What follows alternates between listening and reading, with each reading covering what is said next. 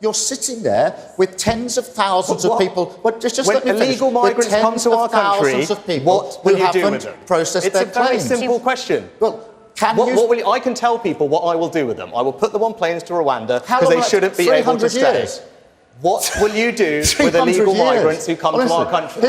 What will you do with them? It's a simple question. His plan is what will you do with them? They need to be processed at the moment. Processed? They're not. These which claims means giving are not them, being processed. to be clear, will mean most of them will be given asylum. They will get the right to remain in this country. At the moment, 100% of them are effectively being granted asylum in this country because they can't go anywhere. They can't go anywhere. They cannot. The Prime Minister knows this, and if he thinks I'm wrong, he should say so. Because they're not being processed, they cannot be returned to where they came from. Can they, Prime Minister? If he wants to correct Rishi Sunak? now's his chance to do it. They cannot be returned. Well, do you know where these people come from? No, he's not answering the question. Do you know where they come from? Iran, you can see. Syria, Afghanistan. So when Keir Starmer says he's going to return people, is he going to sit down? Are you going to sit down with the Iranian Ayatollahs? Are you going to try and do a deal with the Taliban? It's completely nonsensical. Britain is a country that prided itself with being the most tolerant nation out of every country in the first world, whether it's religious freedoms or the right to free speech. Chaos has erupted in the United Kingdom following the government's confirmation of a new policy banning and deporting Muslim protesters who are not British citizens. Then Prime Minister Rishi Sunak announced that anyone found disrupting the peace while protesting and not holding British citizenship will face deportation, blacklisting and refusal of re-entry into the UK. This drastic policy shift has sparked a wave of controversy and outrage, with many questioning the ethical and legal implications of such a decision. Now, a Palestinian student has had her visa revoked on the grounds of national security after she said that she was full of pride over Hamas's attacks on Israel on October the 7th. Now, Dana Ababu Kwama, a 19-year-old law student at the University of Manchester, made the comments at a pro-Palestine protest just a day after those attacks on October the 7th. Well, to discuss this, I'm now joined by the founder of the Oxford Institute for British Islam, Dr. Taj Harvey. Welcome to the show, Taj. Do you think this punishment was fitting? Do you think she should rightly have had her visa revoked? No, I think it's disproportionate.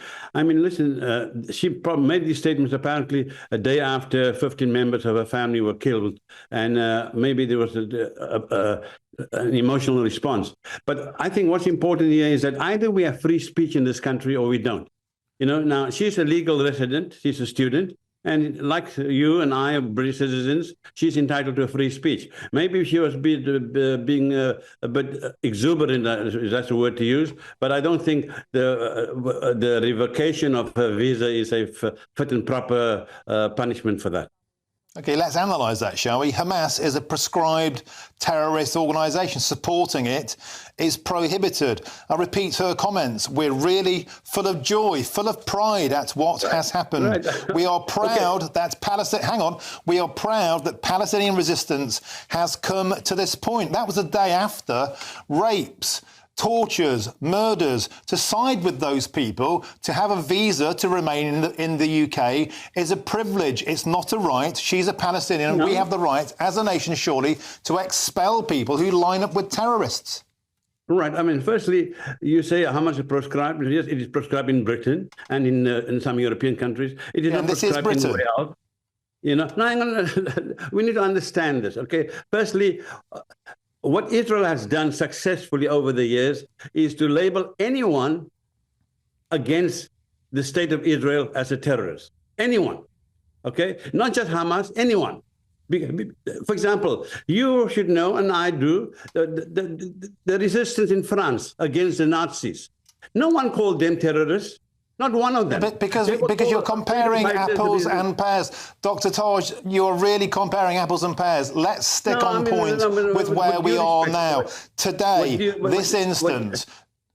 With due respect, okay? We really need to look at this historically, okay? I think the comments were distasteful of hers. It shouldn't have been made, okay? Clearly, but she's a 19-year-old.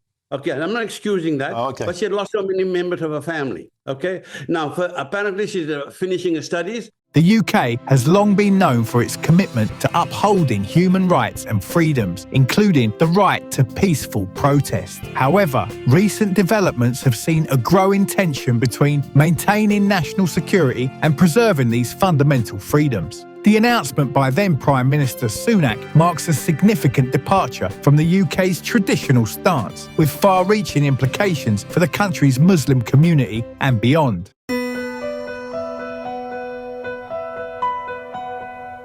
The International Criminal Court Chief Prosecutor is seeking arrest warrants for Israeli and Hamas leaders for war crimes and crimes against humanity. This House does not aid and abet Hamas, but it does aid and abet Israel through arms sales like components for Israeli F-35s, known as the most lethal fighter jet on earth, which are raining down hell on Gaza. So, will the Prime Minister uphold international law, drop the nonsense about the most robust licensing system in the world, and end arms sales to Israel? And if the ICC issues arrest warrants, will he comply and ensure that these individuals are arrested if they enter the UK?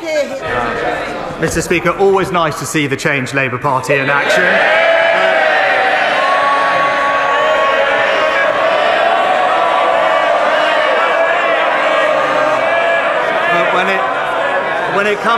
When it comes to the ICC, this is a deeply unhelpful development, Mr. Speaker, which is, of course, is still subject to a final decision. There is no moral equivalence between a democratically elected government exercising its lawful right to self-defence and the actions of a terrorist group. And the actions of the ICC do absolutely nothing to get a pause in the fighting, to get the hostages out, or aid in.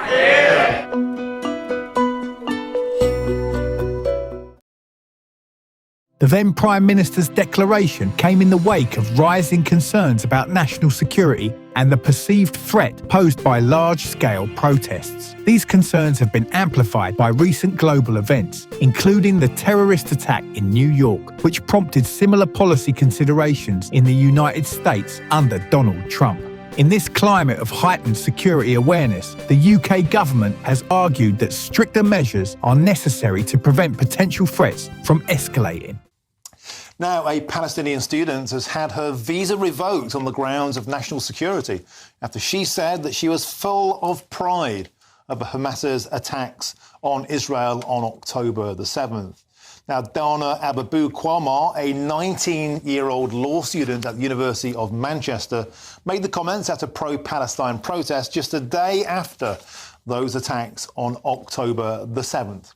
Well, to discuss this, I'm now joined by the founder of the Oxford Institute for British Islam, Dr. Taj Harvey. Welcome to the show, Taj. Do you think this punishment was fitting? Do you think she should rightly have had her visa revoked? No, I think it's disproportionate. I mean, listen, she made these statements apparently a day after 15 members of her family were killed, and maybe there was an emotional response. But I think what's important here is that either we have free speech in this country or we don't.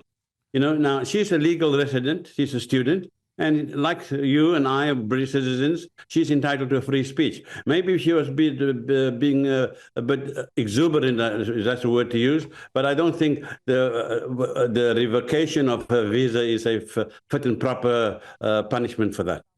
OK, let's analyse that, shall we? Hamas is a proscribed terrorist organisation. Supporting it is prohibited. I repeat her comments. We're really full of joy, full of pride at what has happened. Right. We are proud that We are proud that Palestinian resistance has come to this point. That was the day after rapes, tortures, murders. To side with those people, to have a visa to remain in the UK is a privilege. It's not a right. She's a Palestinian, and we have the right, as a nation, surely, to expel people who line up with terrorists.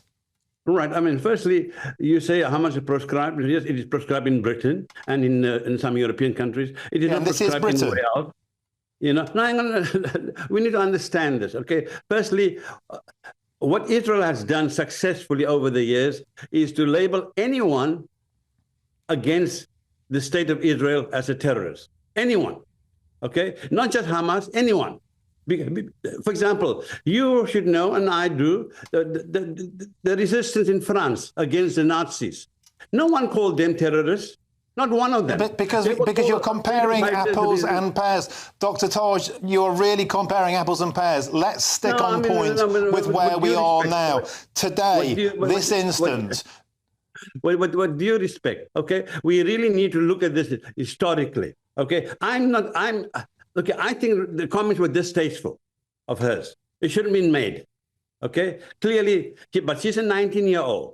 Okay, and I'm not excusing that, but she had lost so many members of her family, okay? Now, apparently she's finishing her studies. During a heated session in Parliament, then Prime Minister Sunak was pressed on the specifics of the policy. Opposition leaders and members of the public have raised critical questions about the practicality and morality of deporting individuals based on their participation in protests. You're sitting there with tens of thousands of people, but just let all migrants have a very simple question. What will I tell people what I will do with them? I will put them on planes to Rwanda. They shouldn't be able to stay. What will you do with illegal migrants who come to our country? What will you do with them? It's a simple question. His plan is, what will you do with them? They need to be processed. At the moment, they're not, stated a member of the opposition. I think revoking the visa, interrupting her studies, I think is a over-the-top penalty. That's all I'm saying. You know, it's over the top. Would you have the same? Would you have a similar sympathy, for example, if I don't know there'd been a terror attack against a Muslim nation and somebody had said we're really full of pride and full of joy at what those people did? Would that be okay with you then? No, it'd be going to the extreme. No doubt about it. But I think before you and I sort of rush to judgment, this particular young person, there are, I think, some extenuating circumstances. Now, for example, if she had a track record, she's in the 30s or whatever, and she comes up all the time with these pro-Hamas statements and loading in the killing of innocent Jews and people were raped and massacred and so forth, then that's quite a different matter. But she doesn't have that track record. She made one statement. So the new rules there, Dr. Hodge, the new rules are you have to repeatedly side with terrorists. You have to repeatedly be anti-Semitic before you... This is not what I'm saying, but I think you and I both know that in many cases there are extenuating circumstances. I would like to suggest that in this particular case, she should definitely have some action taken against her, but I don't think the revocation... Well, for example, maybe, hang on, let me finish. Maybe interrupting her studies for 6 months or something like that, okay? Or for a year, okay? But then she'd be in the country for even longer. You postpone her study for 6 months, she'd have to stay. There can be other sanctions, okay? Other than the revocation of visa. Okay. Can I just put this to you? You need to understand that was a knee-jerk reaction. That was a knee-jerk reaction by the Home Office. And I think a knee-jerk reaction. Okay, so I put it to you, Dr. Harji. The Home Office is allowed to make a decision on a case-by-case basis of who has the right to remain in this country. That's their job. That's what they do. In this instance, the day after the worst terrorist incident in living memory, the worst attack on Jewish people since the Holocaust, she said, we're really full of joy, full of pride at what has happened. We are proud that Palestinian resistance has come to this point. And you think that's a rush of blood to the head, an exuberant comment, and she should be just let off? Well, yeah. I mean... If she has that's what you're saying. A proven track record, okay, of being viciously anti-Semitic, being viciously, violently pro-terrorism and so forth, then clearly the penalty should be applying. But I think in this particular case, isn't there some leeway to be given? Say, listen, in this particular case, you overstepped the mark here, but we are a generous country. We are for freedom of people and expression, and you shouldn't have said this. And apparently she has now withdrawn and said, "Listen, she says that her statements were taken out of context." Okay. She would say that because she was caught and she's been banged to rights, and there's been a huge backlash, and she's fearful of being kicked out of the country. So of course she's going to say that she made a mistake. The same thing, Martin. Most politicians are exactly the same thing when they're caught red-handed or their hands in the cookie jar. Okay, I don't think any politicians, Dr. Harji, have said they were full of joy, of pride at what's happened on October 7th. That if they had, Martin, they should immediately lose their job and be kicked out of office. If 15 members of your wider family were slaughtered, okay, by the attack on the apartment building in Gaza, I'm not sure that you would be so sanguine. Neither would I, okay? Because we are humans after all. But the point is... The opposition's argument highlights a critical issue: the processing of asylum seekers and the status of those currently residing in the UK. To be clear, most of them will be given asylum. They will get the right to remain in this country. At the moment, 100% of them are effectively being granted asylum in this country because they can't go anywhere. They cannot. The then Prime Minister knows this, and if he thinks I'm wrong, he should say so, because they're not being processed. They cannot be returned to where they came from. Can they, Prime Minister? If he wants to correct that, now is his chance to do it. Now let's start with that news that's broken in the last few minutes, that Shamima Begum has lost her latest appeal over the removal of her British citizenship. Ms Begum travelled to Syria to join the Islamic State group back in 2015 when she was 15.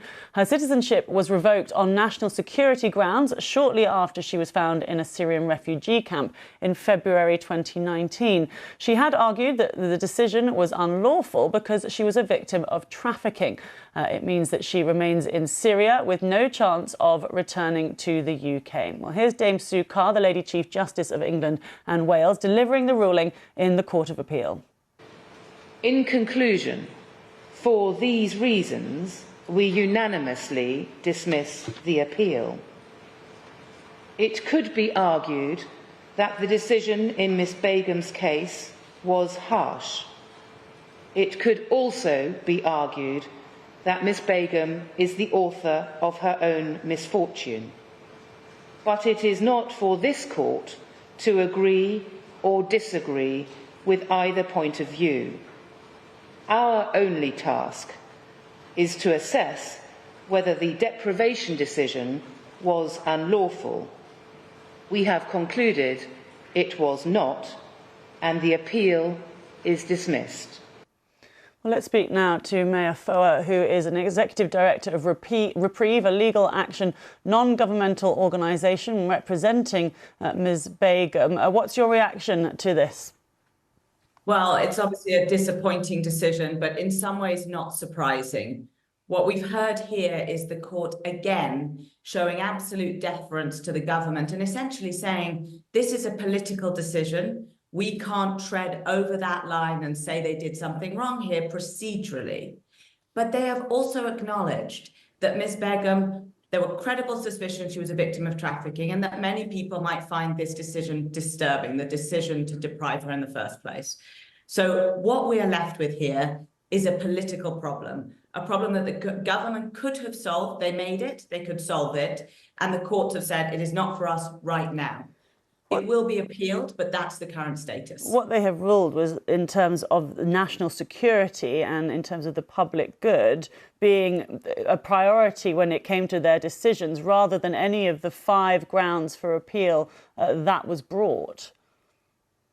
Yes, they said that procedurally the government hadn't made mistakes in the way, to the point of unlawfulness, in the way they made the decision. But they also acknowledged that there are many important factors in this case that might result in many of us thinking that the decision to deprive in the first place was an unjust one. Our position is, if we think Shamima Begum has committed... This statement underscores the complexities involved in dealing with asylum seekers and migrants. Many of these individuals come from countries like Iran, Syria and Afghanistan, where returning them is not a viable option. The logistics and diplomacy required to send individuals back to these regions are fraught with difficulties, raising questions about the feasibility of the government's plans. The core of the debate lies in balancing national security concerns with the rights of individuals to protest and seek asylum. Britain has prided itself on being a tolerant nation, championing religious freedoms and the right to free speech. The new policy, however, suggests a shift towards prioritising security over these long-held values. protesters are typically given guidelines to ensure they can express their views without disrupting public order. However, the government argues that when these protests threaten national security, more stringent measures are necessary. This stance has been supported by members of parliament who agree with the then Prime Minister's sentiments. Serious crimes and is a threat to national security. The proper way to prosecute serious crimes is through British courts. And many experts, many security experts have said we are perfectly capable of managing threats in Britain. Have you, I know it's only just happened, but have you spoken to her? Have you told her about what's happened? No, and we're not the lawyers for Ms. Begum. We have worked on the case, but we're not her lawyers. We haven't told her what's happened as yet. I'm sure she will be informed, and I'm sure she'll be, disappointed by this, but know that it's not the end of the line, because there will, I'm assuming, be an appeal. So you assume that this will go to the Supreme Court, do you? And on what grounds would you be interested in taking it to the Supreme Court? Well, again, it would be her legal team to determine the grounds, but I do expect that they would appeal it, because this is a matter of really huge significance, and both in this present case and more broadly. Citizenship stripping it fell out of disuse after the Nazis used it. Britain is the only country in the G20 to use citizenship stripping in bulk. It's a totally unaccountable power. And in fact, the court decision today that upholds the lawfulness of the process the government has gone through just exemplifies the problem that we have. A Home Secretary can make a decision based on what he or she thinks is conducive to the public good. We don't actually know what went into that decision. So you've read out the court judgment. We haven't heard why they say she's a threat. We haven't had... Well, it's secret, isn't it? The evidence, it's understandable that some evidence has to be kept secret. This was evidence from MI5 and MI6, wasn't it, at the previous hearing? But it is understandable that some evidence has to be kept secret, isn't it? Some evidence, but with a matter so serious as citizenship stripping, where 2 out of 5 British nationals from an ethnic minority background could be stripped of citizenship without notice, without a proper process, without being able... Dana Abu Kamar, a 19-year-old Palestinian law student at the University of Manchester, has found herself at the centre of this controversy. After speaking out at a pro-Palestine protest, the Home Office decided to cancel her student visa. Dana's case highlights the personal impact of the new policy and the broader issues it raises. I came here to the UK to receive an education, and as a resident, I thought that I would receive equal rights here in the UK in terms of my human rights to freely express myself and stand in solidarity with those who are oppressed in Gaza and beyond. But it came to me as a shocking realisation that no, there is systemic discrimination here in the UK, and this country that takes pride in itself for being a beacon of human rights, for being a beacon of democracy, does not act in that manner towards ethnic minorities and towards people of colour like myself, Dana stated. Dana's experience is indicative of the broader challenges faced by foreign nationals in the UK. The policy of visa cancellations and deportations based on protest activities raises serious questions about discrimination and the equitable treatment of all residents. Shamima Begum was born in the United Kingdom in August 1999. She lived and attended school in Tower Hamlets. Her parents are of Bangladeshi origin, and through them, Miss Begum had Bangladeshi citizenship, at least until her 21st birthday.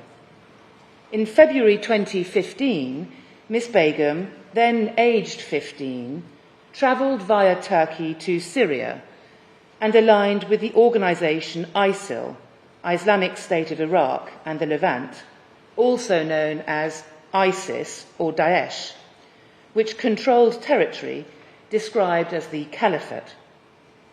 She married an ISIL fighter soon after arriving. She went on to have 3 children, sadly none of whom survived. She was still in the Caliphate when it collapsed in January 2019 and was taken to a camp in northeast Syria. Section 40, subsection 2 of the British Nationality Act 1981 gives the Secretary of State, in practice the Home Secretary, power to deprive a person of British citizenship if satisfied that deprivation is conducive to the public good. On the 19th of February 2019, without prior notice to Ms Begum, the then Secretary of State made an order depriving her of British citizenship on the ground that it would be conducive to the public good to do so, because her return to the United Kingdom would present a risk to national security.